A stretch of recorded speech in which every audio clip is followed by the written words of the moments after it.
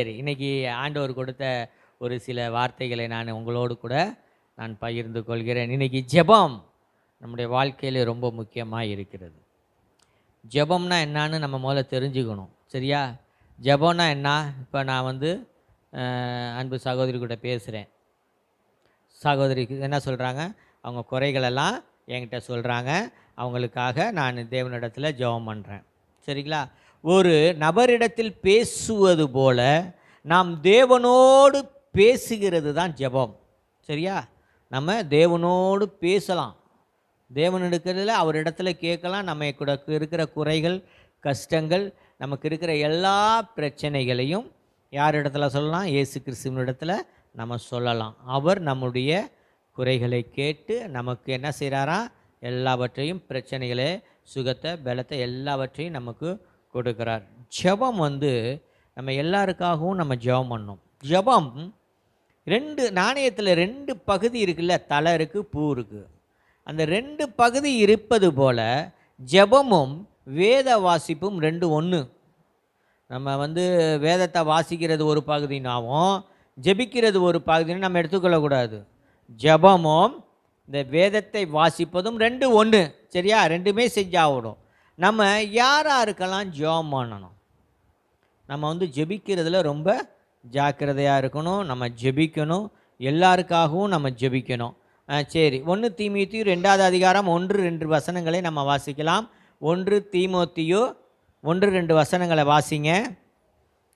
ஜெபம் எவ்வளோ முக்கியமானதாக இருக்கிறது என்பதை நீங்கள் பாருங்கள். 1 தீமோத்தேயு 2:1-2. நான் பிரதானமாய் சொல்லுகிற புத்தி என்னவெனில், இப்போ இங்கே பவுல் சொல்கிறாரு, நான் பிரதானமாக சொல்லுகிற புத்தி என்னன்னா, புத்தி சொல்கிறார். நமக்கு என்ன சொல்கிறாரு? அறிவு வர மாதிரி சில விஷயங்களை சொல்கிறாரு. புத்தி சொல்கிறாரு. என்ன சொல்கிறாருன்னா, எல்லா மனுஷருக்காகவும் விண்ணப்பங்களையும் ஜெபங்களையும் வேண்டுதல்களையும் ஸ்தோத்திரங்களையும் பண்ண வேண்டும். எல்லா மனுஷருக்காகவும். சரிங்களா? எல்லா வேண்டுதலிலும் ஸ்தோத்திரத்தாலும் ஜெபத்தினாலும் நம்ம தேவனுக்கு முன்பாக எல்லாம் செய்ய வேண்டும். சரிங்களா? எல்லா நான் தினந்தோறும் எல்லா மனுஷருக்காகவும் நான் ஜெபிக்கிறேன். என்னுடைய ஜெபத்தில் பெரும்பாலும் எனக்கு ஜெபிப்பதை விட மற்றவர்களுக்கு ஜெபிப்பது தான் அதிக நேரம் எடுத்துக்கொள்கிறேன். இந்திய ஜனத்தில் 150 கோடி ஜனங்கள் இருக்கிறாங்க. எத்தனை பேர் இருக்காங்க? 150 கோடி ஜனங்கள் இருக்கிறாங்க. அவங்க எல்லாரும் ரட்சிக்கப்படணும். அது இயேசு கிறிஸ்து தேவனுடைய விருப்பம். எல்லா ஜனங்களுக்காகவும் தான் இயேசு கிறிஸ்து கல்வாரி சிலுவையிலே மரித்தார். எல்லாரும் கர்த்தராகிய இயேசு கிறிஸ்துவை ஏற்றுக்கொண்டு சொந்த இரட்சகராக அவர்கள் ஏற்றுக்கொள்ள வேண்டும்.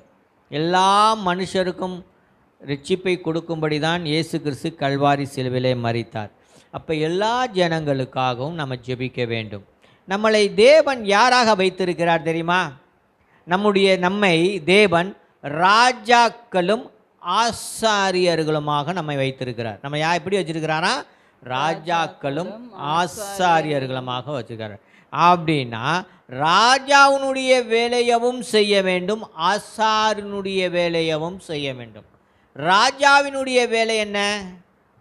ராஜாவினுடைய வேலை ஜனங்களை நல்லபடியாக பார்த்து கொள்வது, அவர்கள் தேவைகளை சந்திப்பது ஒரு ராஜாவினுடைய வேலை. இந்தியாவே கேஸ் தட்டுப்பாடில் இருக்குது. இந்த மாதிரி எல்லா மக்களும் கஷ்டப்படுறாங்க. சரிங்களா?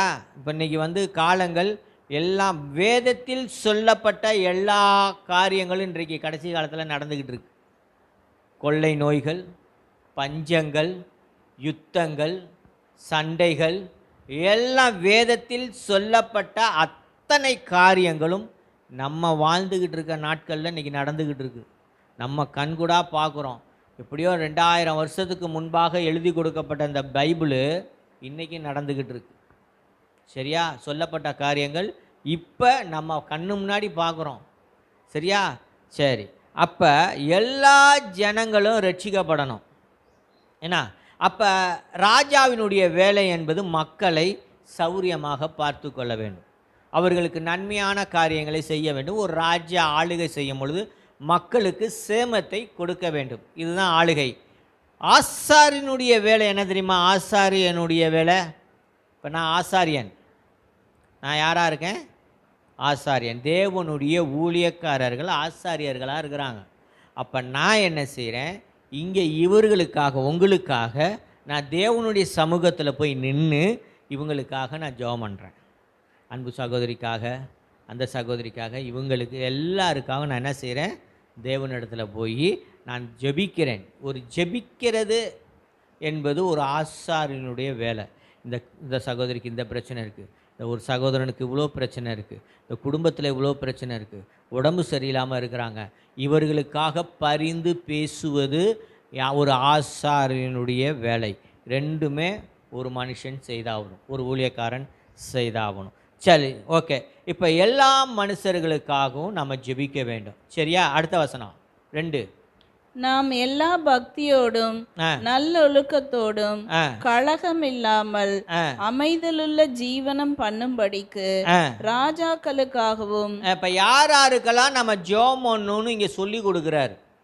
சரியா? யாருக்கெல்லாம் ஜெபம் பண்ணணும் இங்கே சொல்லி கொடுக்குறாரு. யாருக்கு? ராஜாக்களுக்காகவும். ராஜாக்களுக்காகவும். அந்த காலத்தில் ராஜாக்கள் ஆட்சி செஞ்சாங்க. சரியா? அது மாதிரி இந்த நாளில் யார் பிரதமர் ஆட்சி செய்கிறாரு? இங்கே முதலமைச்சர் ஆட்சி செய்கிறாங்க. இவங்களுக்காக நாம் ஜெபிக்க வேணும். நம்மளுடைய ஜெபத்தில் இது நம்ம கடமை. ராஜாக்களுக்கு யார் வரணும்னு ஜெபிக்கிறத விட யார் ஆட்சி செய்கிறாங்களோ அவங்களுக்காக நம்ம ஜெபிக்க வேண்டும். சரியா? ராஜாக்களுக்காகவும் அதிகாரமுள்ள யாவருக்காகவும். அதிகாரமுள்ள யாவருக்காகவும். யாருன்னா இப்போ இருக்கிறாங்க, கமிஷனர் இருக்கிறாங்க, போலீஸ் டிபார்ட்மெண்ட்டில் இருக்கிறாங்க, கலெக்டர் இருக்கிறாங்க. சரிங்களா? இப்போ நம்ம ஊரில் கவுன்சிலர்லாம் அதிகாரத்தில் இருக்கிறாங்க. இவங்களுக்காக நம்ம ஜெபிக்க வேண்டும். இவங்களுக்காகவும் ஜெபிக்க வேண்டும். அதிகாரத்தில் இருக்கிற ஜனங்களுக்காகவும் நம்ம ஜெபிக்க வேண்டும். ஏன் அப்படின்னா, இப்போ அதிகாரத்தில் இருக்கிறவங்கள யார் ஏற்படுத்துகிறா? நல்லா சொல்லுங்கள் பார்ப்போம். அதிகாரத்தில் இருக்கிறவங்களை யார் ஏற்படுத்துகிறான்னா, நம்ம ஆண்டவர் தேவன் தான் ஏற்படுத்தி வச்சிருக்கிறார். சரியா? மேலான அதிகாரத்தில் இருக்கிற ஒவ்வொருவரும் தேவனால் ஏற்படுத்தப்பட்ட மனுஷன். தேவனால் கொடுக்கும் அதிகாரம் தேவன் கொடுக்கிறதாய் வேறொரு தேவன் கொடுத்தாதான் அந்த அதிகாரம், வேற ஒருவரால் அந்த அதிகாரத்தை கொடுக்க முடியாது. அதிகாரங்கள் தேவனால் கொடுக்கப்பட்டிருக்கிறது. அதற்காக நம்ம அவங்களுக்காக நம்ம ஜெபிக்கணும். அவங்களுக்கு நம்ம எதிர்த்து நிற்கக்கூடாது. எந்த அதிகாரத்திற்கும் நாம் எதிர்த்து நிற்கக்கூடாது. அப்படி எதிர்த்து நிற்போமானால் அந்த அதிகாரத்தை கொடுத்த தேவனுக்கு முன்பாக நம்ம எதிர்த்து நிற்கிறோம். சரியா? சரி, அப்படின்னு பார்க்குறோம். அப்போ அதிகாரம் உள்ளவர்களுக்காக ஜெபிக்கணும். ஜெபிக்கிறீங்களா டெய்லி? இனிமேட்டு உங்கள் வீட்டில் நின்று ஏசப்பா சொல்லுங்கள். அதனால் ஒன்றும் நம்மளை தான் தேவன் ஆசீர்வதிப்பார். போய் கொஞ்சம் நேரம் ஒரு 2 நிமிஷம் நின்று உங்கள் ஜெபத்தில் ஏசப்பா எங்கள் இந்திய தேசத்தை ஆசீர்வதிங்க, பிரதமரை ஆசீர்வதிங்க, மோடியை ஆசீர்வதிங்க. நம்ம இந்த ஊரில் யார்? மோடி தான் பிரதமர். மோடியை ஆசீர்வதிங்க. ஜெபம் பண்ணுங்க. நம்ம ஊர் முதலமைச்சரை ஆசீர்வதிங்க. சரியா? நம்ம ஊரை ஆட்சி செய்கிற கவுன்சிலரை ஆசீர்வதிங்கன்னு ஜெபம் பண்ணுங்க. ஆண்டவர் அதிகாரத்தில் வச்சிருக்கிறாரு, அவங்களுக்கெல்லாம் நீங்கள் ஜெபம் பண்ணணும். சரி, அதிகாரங்கள் எப்படி வந்ததுன்னு யாருக்காவது தெரியுமா? தெரியாது. அதிகாரங்கள் எப்படி வந்துச்சுன்னு தெரியாது, யாருக்கும் தெரியாது. சரியா? சரி, நல்லா கவனிங்க. இப்போ எகிப்தில் இஸ்ரவேல் மக்கள் என்ன செய்கிறாங்க? அடிமைகளாக இருக்கிறாங்க. எவ்வளோ பேர் இருக்கிறாங்கன்னா கிட்டத்தட்ட 40 லட்சம் பேர் இருக்கிறாங்க. அடிமைகளாக எல்லாம் இஸ்ரவேல் மக்கள் இருக்கிறாங்க. அவங்கள ஆராதனை செய்யணும்னு மோசையை ஏற்படுத்தி மோசையின் மூலமாக அவர் அந்த ஜனங்களை 40 லட்சம் மக்களையும் தேவன் கூட்டிகிட்டு வரார். கூட்டிகிட்டு வரும்போது அவங்களுக்கு நிறைய பிரச்சனைகள் இருக்குல்ல. அப்படி பிரச்சனைகள் இருக்கும் பொழுது என்ன செய்கிறாங்கன்னா, அப்போ மோசையினுடைய மாமா ஒரு நாள் என்ன செய்கிறாரு? மோசைக்கு வருவதற்காக அநேக ஜனங்கள் பார்த்துருக்குறாங்க. அவங்க பிரச்சனையெல்லாம் சொல்லணும். இந்த கஷ்டம் இருக்குது, இந்த துன்பம் இருக்குது, இவ்வளோ பிரச்சனை இருக்குது, எல்லாரையும் மோசை தான் தீர்த்து வைக்கணும் அப்படின்னு மோசைக்கிட்ட வராங்க. இப்போ அப்படி வரும்பொழுது அப்போ மோசையினுடைய மாமா என்ன தெரியுமா செய்கிறாரு? ஒரு ஐடியா கொடுக்குறாரு. என்ன இது? இவ்வளோ ஜனங்களுக்கு நீ ஒருவனாக இருந்து அந்த காரியத்தெல்லாம் நீ தீர்த்து வைப்பது ரொம்ப கடினம், கஷ்டமான காரியம். அப்போ என்ன செய்கிறாருன்னா, என்ன சொல்கிறாரு வாசிக்கலாம். யாத்ராகமம் 18வது அதிகாரம் 21வது வசனத்தை வாசிங்க. யாத்ராகமம் 18:21. அப்போ அதிகாரத்தில் வைக்கும்படி இங்கே மோசே மாமா ஒரு கட்டை சொல்கிறாரு, ஐடியா கொடுக்குறாரு. என்னது? ஜனங்கள் எல்லாருக்குள்ளும் தேவனுக்கு பயந்தவர்களும் உண்மை உள்ளவர்களும் பொருளாசையை வெறுக்கிறவர்களுமான திறமையுள்ள மனிதரை தெரிந்து கொண்டு அவர்களை 1000 பேருக்கு அதிபதிகளாகவும். அப்ப என்ன சொல்ற, இங்கே தான் வந்து இந்த ஸ்கீமுவே வருது. என்ன வருது? ஸ்கீம் வருது. இங்கே தான் வந்து அந்த அதிகாரத்தை ஏற்படுத்துகிற யாருக்கு எப்படி அதிகாரம் கொடுக்கணும் அப்படின்னு சொல்லி பொறுப்பு கொடுக்கணும்னு இங்கே அதிகாரம். வாசிங்க. 1000 பேருக்கு ஒருத்தரை வைங்க. 1000 பேருக்கு ஒருத்தர், 100 பேருக்கு அதிபதிகளாக. 100 பேருக்கு ஒருத்தரை வைக்கணும். 50 பேருக்கு அதிபதிகள், 50 பேருக்கு ஒருத்தர், 10 பேருக்கு அதிபதிகளாகவும். 10 பேருக்கு அதிபதிகளாக ஒருத்தர்.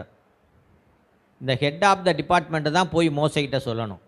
இந்த குறைகள் எல்லாரையும் என்ன செய்யணுமா கேட்டு ஒருத்தர் போய் மோசைக்கிட்ட சொல்லும் பொழுது அவர் தேவனிடத்தில் போய் விசாரித்து சொல்லுவார். இந்த நடைமுறை தான் அன்னைக்கு ஏற்படுத்தி வச்ச நடைமுறை தான் இன்னைக்கு வரையிலும் இதை ஃபாலோ பண்ணுறாங்க. எல்லா டிபார்ட்மெண்ட்லேயும், மிலிட்ரி இராணுவத்துலேயும், நம்ம எல்லா அலுவலகத்துலேயும் என்ன செய்கிறாங்க, மேனேஜர், சூப்பர்வைசர் இப்படி இருக்கிறாங்களே, அந்த மாதிரி ஏற்படுத்தி வச்சுருக்குறாங்க. இதனால் அப்போ ஏற்படுத்தி வச்சதான் இந்த நாள் வரையிலும் நமக்கு நடைபெறுகிறது. செயல்முறையை படுத்தி கொண்டே இருக்கிறாங்க. சரிங்களா? அப்போ நாம் வந்து ஜெபிக்கிறதுல உறுதியாக இருக்கணும். நம்ம ஜெபம் எப்பொழுதும் நமக்கு இருக்கணும். நம்முடைய அக்கினியாய் நம்ம ஒவ்வொரு நாளும் நடைபோடணும். சரியா? அப்போ ஒரு சில வசனங்களை நம்ம பார்க்கலாம். நம்ம வந்து எந்த நேரமும் நம்ம ஜெபத்திலேயே உறுதியாக தரிச்சிருக்கணும். எப்பொழுதுமே ஆண்டவரிடத்துல எந்த நேரத்துலையும் எங்கே வேலை செஞ்சாலும் நம்ம என்ன செய்யலாம்? ஜெபிக்கலாம். ஜெபிக்க ஜெபிக்க ஜெபிக்க தேவன் நமக்கு ஆசீர்வாதத்தை வச்சுருக்கிறார். ஆசீர்வாதத்தை கட்டாயம் தருவார். சரிங்களா? பலிபீடத்தின் மேலே அக்கினி எப்பொழுதும் எரிந்து கொண்டே இருக்கணும். அப்போ ஜெபிக்க ஜெபிக்க பரிசுத்த ஆவியானவருடைய அபிஷேகம் நமக்குள்ளார அது கிரியை செய்து கொண்டே இருக்கும். வாசிக்கலாம். லேவியராகமம் 6:13 கூட வாசிக்கலாம். பாருங்கள். பலிபீடத்தின் மேல் அக்கினி எப்பொழுதும் இருந்து கொண்டே இருக்க வேண்டும் என்று லேவியர் 6:13 சொல்லியிருக்கிறது. இயேசு கிறிஸ்து சொல்கிறார் லூக்கா 12:49, பூமியின் மேல் அக்கினியை போட வந்தேன், அது இப்பொழுதே பற்றி எரிய வேண்டும் என்று விரும்புகிறேன். பரிசுத்த ஆவியானவர் அக்கினியாய் நமக்குள்ளே இருக்க வேண்டும். ஒவ்வொரு நாளும் பரிசுத்த ஆவியானவர் நமக்குள்ளே அக்கினியாய் இருக்க வேண்டும். எபிரேயர் 1:7 சொல்கிறாரு, தம்முடைய தூதர்களை காற்றுகளைப் போலவும் ஊழியக்காரரை அக்கினி ஜுவாலை போலவும் செய்கிறார். அப்போ நம்ம எப்படி இருக்கணும் அப்படிங்கிறத நம்ம பார்க்கணும். அக்கினியாக இருக்கணும். நல்லா கவனிங்க. நீ ஞாயிற்றுக்கிழமை சர்ச்சுக்கு வந்துட்டு போனோன்னே ஏதாவது ஒரு பிரச்சனை வந்துடும். வருதா வரலையா? என் சிஸ்டர் சிரிக்கிறாங்க. பாசு கரெக்டாக சொல்கிறாரு. எது போனோடனே ஏதாவது வீட்டில் பிரச்சனை, சட்டை, இப்படி ஏதாவது ஒரு. ஏன்னா நம்மளை ஜெபிக்கவே விடமாட்டான் பிசாசானவன். எப்படி செய்ய மாட்டான்? நம்மளை பிசாசு என்ன செய்வான்னா ஜெபிக்கவே விடமாட்டான். நம்மளை எப்படியாவது நம்மளை தேவனிடத்துலேருந்து பிரிச்சிடணும், பாவம் செய்ய வச்சிடணும், கோபப்பட வச்சிடணும் அப்படின்னு சொல்லி நம்மளை எப்படியாவது தேவனிடத்துல பிரிக்கணும்னு கங்கணம் கட்டிக்கிட்டே அலைவான். உன்னை எப்படியாவது மனைவி கிட்ட சாரே சிரித்து பேசுகிறான் பாரு, உன்னை விடக்கூடாது, ஏதாவது விட்டு அப்படின்னு பார். பார் அப்பா மேலே பாசமாக இருக்கான், ஏதாவது ஒரு பிரச்சனையை கொடுத்து அப்பாக்கிட்ட எய்த்து பேசுகிற மாதிரி.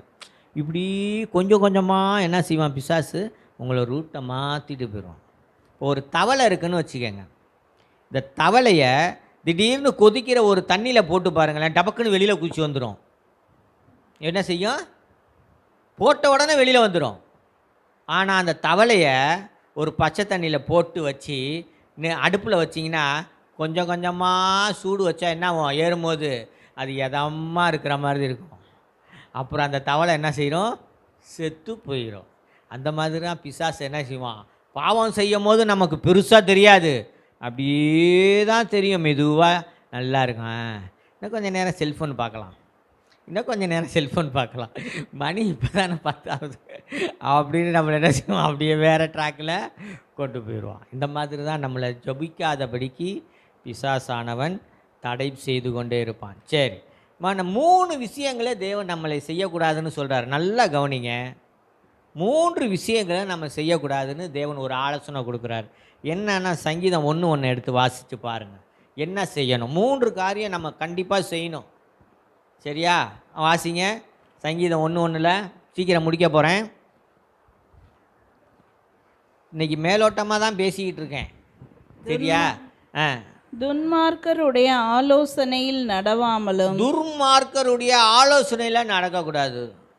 நம்மளை ஆளை பார்த்தோன்னே தெரியுமா நல்லவனா கெட்டவனான்னு. சரியா?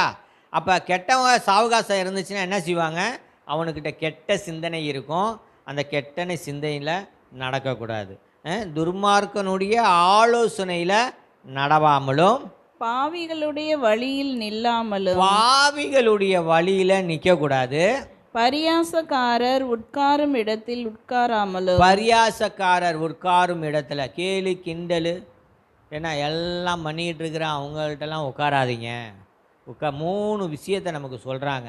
இப்படி செஞ்சால் நம்மளை எப்படி தெரியுமா ஆசீர்வதிப்பார் ஆண்டவர். ஆண்டவருடைய தேவனுடைய ஆசீர்வாதம் உங்களுக்கு வேணுமா வேணாமா? வேணுங்கிறவங்களாம் கையை தூக்குங்க பார்ப்போம். வேணும். அப்போ எல்லாத்துக்கும் வேணும். அப்போ அடுத்த வசனத்தை வாசிப்பா. கர்த்தருடைய வேதத்தில் பிரியமாயிருந்து. கர்த்தருடைய வேதத்தில் பிரியமாயிருந்து, இந்த வசனத்தில் பிரியமா இருந்து இரவும் பகலும். இரவும் பகலும் அவருடைய வேதத்தில் தியானமாய் இருக்கிற மனுஷன். நீங்க இரவும் பகலும் அவருடைய வேதத்தில் தியானமா இருக்கணும், பிரியமா இருக்கணும், வாஞ்சையா இருக்கணும், ஆசையா இருக்கணும். இப்படி இருக்கும் பொழுது பாக்கியவான். நீங்களாம் பாக்கியவானா இருப்பீங்க. நீங்களாம் கொடுத்து வச்சவங்களா இருப்பீங்க. எப்படி சொல்றாங்க? கொடுத்து வச்சவங்க. என்னை பார்த்து சிலர் சொல்லுவாங்க, நீ எப்போ பார்த்தாலும் நல்லா சிரிச்சுக்கிட்டே இருக்கியப்பா அப்படின்பாங்க. எப்போ பார்த்தாலும் சந்தோஷமாக அப்படி கொடுத்து வச்சுருங்க. ஏன்னா எதுக்கு சொல்கிறாங்க அப்படின்னா, நான் அவ்வளோ ஆண்டவருடைய வார்த்தையில் வாஞ்சையாக இருக்கிறேன். ஆண்டவர் அப்படி வச்சுருக்கிறாரு. எல்லாருமே பொறாமப்படுவாங்க. என்ன எப்போ பார்த்தாலும் சிரிச்சுக்கிட்டே, சிரிப்பு தான் எப்போ பார்த்தாலும் அப்படின்னு. முன்னாடி ஒரு வீட்டில் குடியிருந்தோம். எந்த நேரமும் நாங்கள் ஜாலியாக பேசிக்கிட்டு சிரிச்சுக்கிட்டு பார்த்துறாங்க. எப்போ பார்த்தாலும் இவங்க வீட்டில் இப்படி தானே இருக்காங்க, எப்போ பார்த்தாலும் இவங்க இப்படி தான் சிரிச்சுக்கிட்டு சந்தோஷம் எப்படி தான் இருக்கிறாங்களா? அது தேவன் கொடுக்கிறது. ஏன்? இரவும் பகலும் அவருடைய வேதத்தில் தியானமாக இருக்கிற மனுஷன் அவன் பாக்கியவான். அவன் எப்போவுமே கொடுத்து சிரித்து சந்தோஷமாக ஆண்டவர் வச்சிருப்பார். அவன் எப்படி இருப்பான்றதை சொல்கிறாரு அடுத்த வசனத்தில். அவன் நீர்க்கால்களின் ஓரமாய் நடப்பட்டு. அவன் நீர்க்கால்களின் ஓரமாய் நடப்பட்டு, ஆத்து ஓரமாக நடப்பட்ட இல்லைன்னு நினைக்கிறேன். ஆனால் ஆற்று ஓரமாக நடப்பட்ட மரத்தை பார்த்துருக்கீங்களா? நீங்கள் பார்க்கலன்னா இன்றைக்கி சாயந்தரம் காவேரி கரைக்கு போய் பாருங்கள். காவேரி கரையில் போய் பாருங்கள், ஓரமாக எவ்வளோ மரம் அப்படியே செழிப்பாக இருக்குங்க. இதே நம்ம வீட்டுக்கிட்ட உள்ள மரத்தை பாருங்கள், காஞ்சி போய் இலை கொட்டி போய் கிடக்கு. அங்கே பார்த்தா அப்படியே பசுமையாக இருக்கும், நீர்க்க. அந்த மாதிரி நம்முடைய வாழ்க்கை இருக்கும். சரியா? அந்த மாதிரி நம்ம வாழ்க்கை இருக்கும். அப்புறம் தன் காலத்தில் தன் கனியை தந்து இலை உதிராதிருக்கிற மரத்தை போலிருப்பான். தன் காலத்தில் தன் கனியை தந்து, எல்லா நாட்களிலும் நம்ம என்ன செய்வோமா, கனி கொடுத்து நல்ல இலை உதிராதிருக்கிற மரத்தை போல இருப்பான். எப்படி? நீங்கள் தேவனுடைய வார்த்தையில், பைபிளில் அந்த ஒரு எழுதி கொடுத்த வார்த்தையை நம்ம வாசிக்கும் பொழுது, அது மேல் தியாகமாக இருக்கும் பொழுது நம்மளை தேவன் ஆசீர்வதிக்கிறார். அடுத்து வாசி முடிப்பான். அவன் செய்வதெல்லாம் வாய்க்கும். அவன் செய்வதெல்லாம் வாய்க்கும். No failure, no life. ஃபெயிலியரே கிடையாது. அவன் வாழ்க்கையில் துன்பமே கிடையாது. அவன் வாழ்க்கையில் அப்பா இது செஞ்சேன், இது சரியில்லாமல் தப்பாக போச்சுன்றது இதே இருக்காது. சரிங்களா? ஃபெயிலியரே ஆகாது. அந்த மாதிரி தேவன் அவன் செய்வதெல்லாம் வாய்க்கும். துன்மார்க்கரோ அப்படி இராமல் காற்று பறக்கடிக்கும் பதரை போல் இருக்கிறார்கள். துன்மார்க்கன் இப்படி ஆசீர்வாதமாக இருக்க மாட்டான். அவன் கனி தர மாட்டான். ஆனால் துர்மார்க்கன் எப்படி இருப்பானா, காற்றடிச்சா பதரெல்லாம் இப்படி பறந்து போகுது. அந்த மாதிரி அங்கிட்டு இங்கிட்டு பறந்து போவான் துர்மார்க்கன். சரியா? அவன் எப்போ பார்த்தாலும் கஷ்டப்பட்டுக்கிட்டு தான் இருப்பான். கஷ்டப்பட்டுக்கிட்டு வருமானம், வேலைக்கு போவான், காசு வராது. எல்லாம் அந்த மாதிரியான ஒரு சூழ்நிலையில இருப்பான். யாரு? துர்மார்க்கன். ஆகையால் துன்மார்க்கர் நியாய தீர்ப்பிலும் ஆ பாவிகள் நீதிமான்களின் சபையிலும் நிலை நிற்பதில்லை. ஆ கர்த்தர் நீதிமான்களின் வழியை அறிந்திருக்கிறார், ஆ துன்மார்க்கரின் வழியோ அழியும். கர்த்தர் நீதிமான்களின் வழியை அறிந்திருக்கிறார். என் மகன் இப்படி தான் போவான். இப்போ உங்களுக்கு தெரியும், என் மகளுக்கு இதுதான் பிடிக்கும், இந்த சாப்பாடு தான் சாப்பிடும், இப்படி தான் ட்ரெஸ் பண்ணும் என் மக அப்படின்னு தெரியும்ல. அது மாதிரி நான் அவருடைய பிள்ளையாகிய நம்மளுடைய வழியை யாருக்கு தெரியுமா? ஏசப்பாவுக்கு தெரியுமா? என் பிள்ளை என்ன தான் செய்ய போகிறான், இது இப்படி தான் நடப்பான் அப்படின்னு தெரியுமா? சரியா? தேவன் இப்படி தான் நம்மை ஆசீர்வதிப்பார். நம்ம கண்களை மூடி ஜெபிப்போமா? ஜெபிப்போம் ஒரு நிமிஷம். ஆண்டவரே இயேசு கிறிஸ்துவே, அப்பா தகப்பனே, இந்த நாளில் எங்களோடு பேசினீங்க. இந்த நாளில் உங்களுடைய வார்த்தைகளை நாங்கள் கடைபிடிப்போம். எங்களுக்கு உதவி செய்யுங்க. ஜீவனுள்ள நாளெல்லாம் நன்மை கிருபை எங்களை தொடரட்டும். ஆண்டவரே தொடரட்டும். எங்களுக்கு உதவி செய்யுங்க, உதவி செய்யுங்க தகப்பனே. எங்கள் வாழ்க்கையை மாற்றி அமைங்க அப்பா. இரவும் பகலும் உடைய வேதத்தில் தியானமாக இருக்க அந்த கிருபையை எங்களுக்கு தாங்கப்பா, தாங்க. உடைய ஆணி தொலைக்கப்பட்ட இயேசு கிறிஸ்துவின் கரம் எங்களை பாதுகாப்பதாக, எங்களை வழி நடத்துவதாக, எங்களை அப்பா அரவணைத்து அப்பா எல்லா தீங்குக்கு விலக்கி எங்களை பாதுகாப்பதற்காய் நன்றி. உடைய கரம் கிருபை இருக்கட்டும், ஆசீர்வதிப்பதற்காய் நன்றி. எங்களை தாழ்த்தி ஒப்பு கொடுத்து ஜெபிக்கிறோம் நல்ல பிதாவே. ஆமேன், ஆமேன்.